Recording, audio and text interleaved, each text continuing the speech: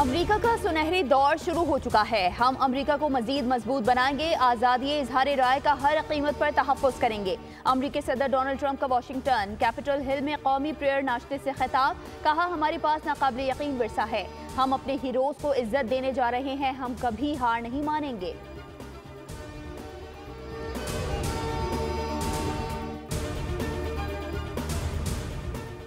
Prince करीम आगा खान की वफात, हुकूमत पाकिस्तान का 8 फरवरी बरोज़ हफ्ता यौम सोग का ऐलान। सोग में कौमी परचम 8 फरवरी को सरनगू रहेगा।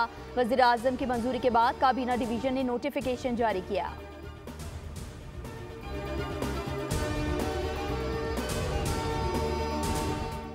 पाकिस्तान और चीन का सी पैक पर काम को तेज करने पर इत्तेफाक। सदर आसिफ अली जरदारी की चीन के वज़ीर आज़म ली चियांग से मुलाकात में इक़्तिसादी राहदारी के दूसरे मरहले पर गुफ्तगू हुई।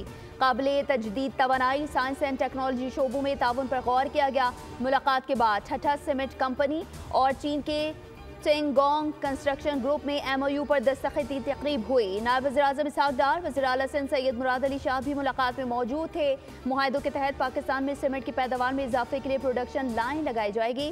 काबिल तजदीद तवानाई के मनसूबों पर ताउन किया जाएगा। कोयले की गैसिफिकेशन, यूरिया की पैदावार प्लांट भी MOU में शामिल।